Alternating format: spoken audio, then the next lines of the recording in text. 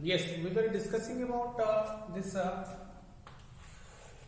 transformer. A transformer consists of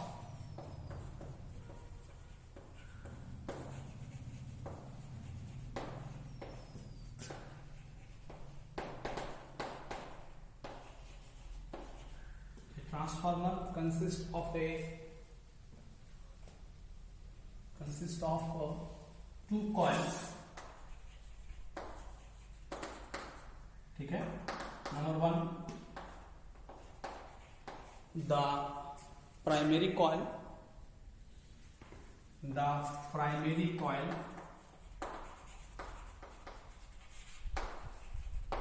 and a transformer consists of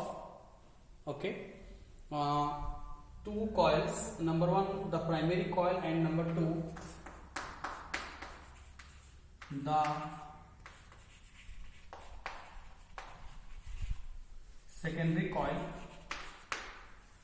Okay, the primary coil and the secondary coil.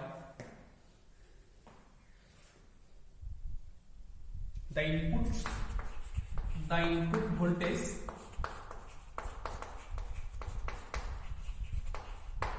is given through the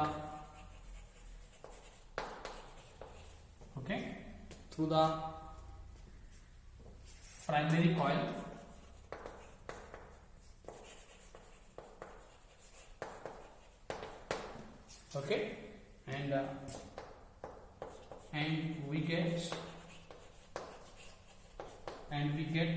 and we get the required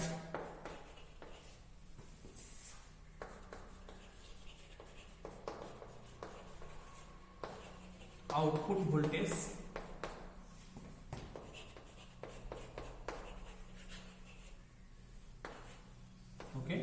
And we get the required output voltage. We get the required output voltage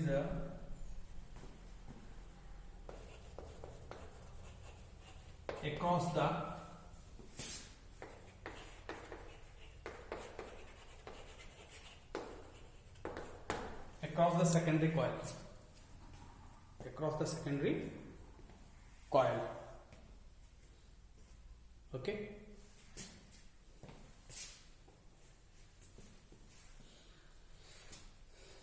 And we get the required output voltage across the secondary coil. इसको लिख लीजिए. Consists of two primary coils. The input voltage is given to the primary coil. Primary coil में input voltage को देना है और secondary coil में हमको output मिलेगा. जिस voltage को high या low करना है, voltage को पहले यहाँ दिया जाएगा और आउटपुट में जो हमको रिक्वायरमेंट है, हाई वोल्टेज चाहिए तो हाई वोल्टेज मिल जाएगा इधर, लो वोल्टेज चाहिए तो लो वोल्टेज इस साइड में मिलेगा. ठीक है. इसमें होता क्या है कि दो अलग अलग ये करेंगे. देखिए एक्चुअली कभी कभी एक सिंगल कोर में भी प्राइमरी कॉइल को उंड कर दिया गया, उसके ऊपर सेकेंडरी कॉइल को उंड कर दिया जाता है. ये भी होता है. ये बेटर डिजाइन है. ठीक है. क्योंकि इसमें मैग्नेटिक फ्लक्स लीकेज नहीं होगा, मैग्नेटिक फील्ड बाहर नहीं जाएगा बहुत ज्यादा. ठीक है. क्योंकि ये तो सोलेनॉइड स्ट्रक्चर है, इसके कोर में सबसे ज्यादा मैग्नेटिक फील्ड होता है. तो यहाँ पे एक्चुअली फ्लक्स लिंक होता है. प्राइमरी का जो फ्लक्स यहाँ पे है, ये प्राइमरी का फ्लक्स सेकेंडरी कॉइल को लिंक होता है. ये टाइम वेरिंग वोल्टेज है, तो ये टाइम वेरिंग वोल्टेज जब इसमें फ्लो करेगा, ठीक है, तो इस सराउंडिंग में एक time varying magnetic field produce होगा. And the time varying magnetic field will produce a flux and the time varying flux will link to the secondary coil. ठीक है. And according to electromagnetic induction, whenever there is a magnetic flux linked to a coil changes, तो जो magnetic flux इसमें link हुआ, ठीक है, वो जब चेंज होगा तो आउटपुट में इलेक्ट्रोमैग्नेटिक इंडक्शन के चलते एक ईएमएफ इंड्यूस होगा. ठीक है. एक कॉइल का करंट चेंज हुआ because it's a time varying voltage. ठीक है.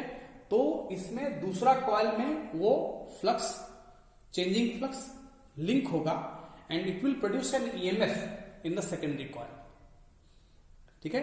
तो पहला का जो इनपुट वोल्टेज दिया गया, उसने जो मैग्नेटिक फील्ड बनाया वो चेंजिंग मैग्नेटिक फील्ड है, और वो चेंजिंग मैग्नेटिक फील्ड दूसरा कॉइल को लिंक हुआ, एंड जब भी एक कॉइल एक चेंजिंग मैग्नेटिक फील्ड के अंदर रखा जाता है, उसमें क्या प्रोड्यूस होता है, एक पोटेंशियल डिफरेंस प्रोड्यूस होता है, उसी को हम पोटेंशियल डिफरेंस या ईएमएफ कहते हैं। ठीक है, एंड कितना अमाउंट का ये बनेगा, ये Faraday's law of electromagnetic induction से ये गाइडेड होगा। ठीक है, so this is the working principle of this transformer. Okay,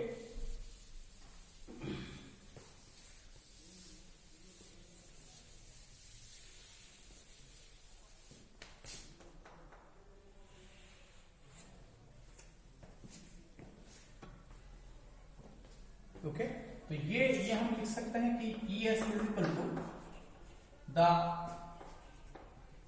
induced EMF, ठीक है, इन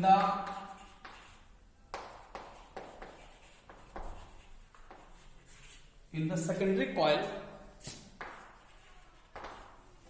the induced EMF in the secondary coil due to the changing flux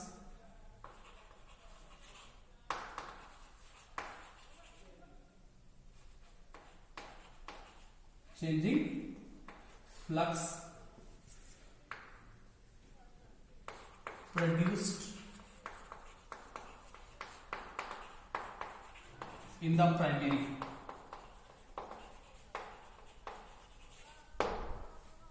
changing flux produced in the primary। ठीक है, तो ये क्या हो जाएगा, ये NS into d∅ by dt। ठीक है, देखिए इसमें एक EMF बना, सेकेंडरी कॉइल में जो EMF बनेगा, number of turnings into the rate of change of flux, ये तो फैराडेज लॉ है, N into d∅ by dt। ठीक है, सेकेंडरी का कॉइल का EMF है, तो ये number of turnings in the secondary coil है।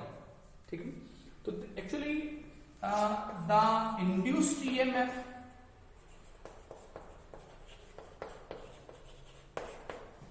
ठीक है in the secondary coil, in the secondary coil, ठीक है, produces a changing magnetic field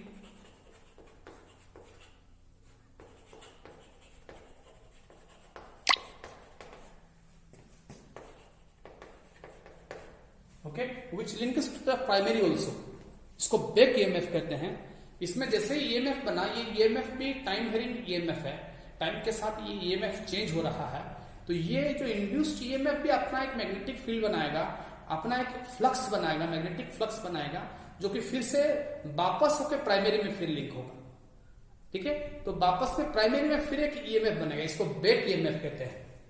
ठीक है, तो इसको हम ऐसे लिख सकते हैं कि EP, ये तो हो गया, ES हो गया, ठीक है, ये हो जाएगा EP द बैक EMF। ठीक है, the back EMF linked to the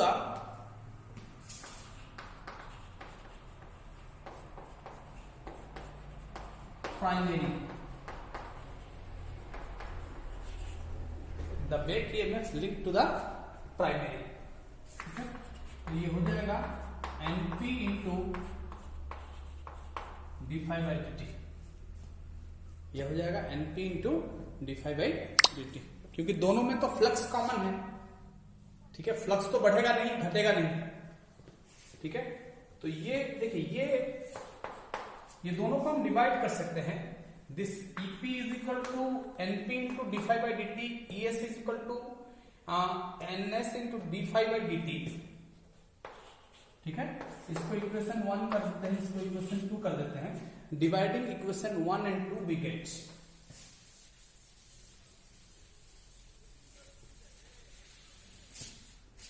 dividing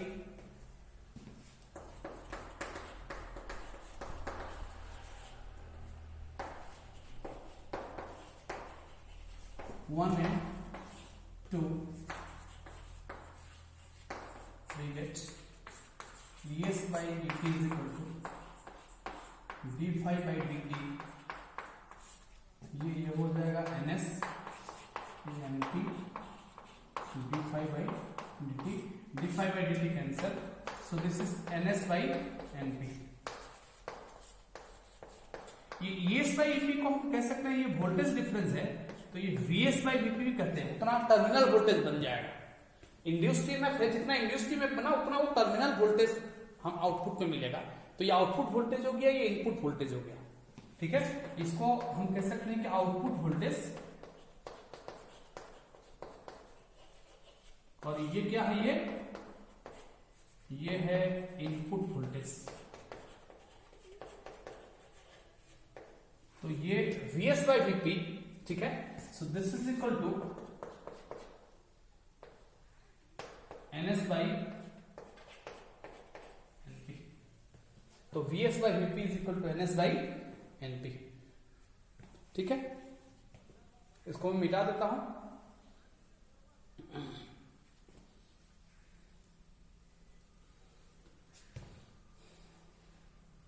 लिख लीजिए आप इसको, ये एक इंपॉर्टेंट डेरिवेशन आज हमने ये कर लिया। ठीक है, देखिए इसमें आप एक चीज है कि सिंपल है कि VS by VP is equal to NS by NP। तो number one, if NS is greater than NP, then VS is greater than VP। ये number of turnings in the secondary ज्यादा है, तो ये भी ज्यादा होगा इससे। ठीक है, because the ratio is equal, the ratio is equal, so then it is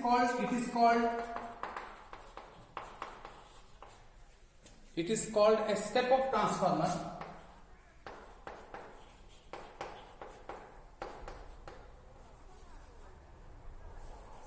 step up transformer. ठीक है, number two, if NP is greater than NS, then VP is greater than VS, or VS is less than VP, you can say। Output में low voltage मिलेगा, high voltage इसका मतलब है low voltage में convert हुआ, then it is called a step down transformer.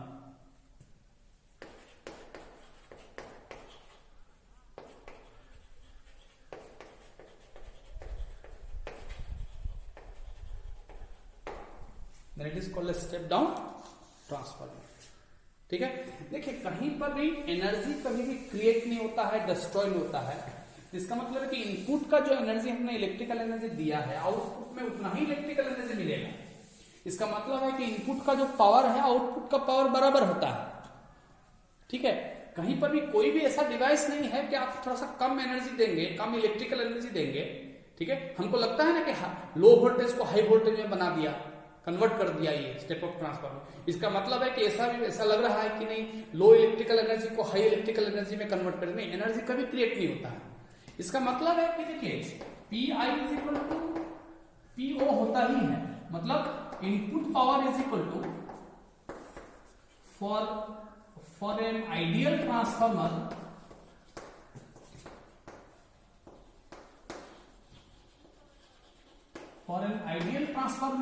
Input power is equal to output power.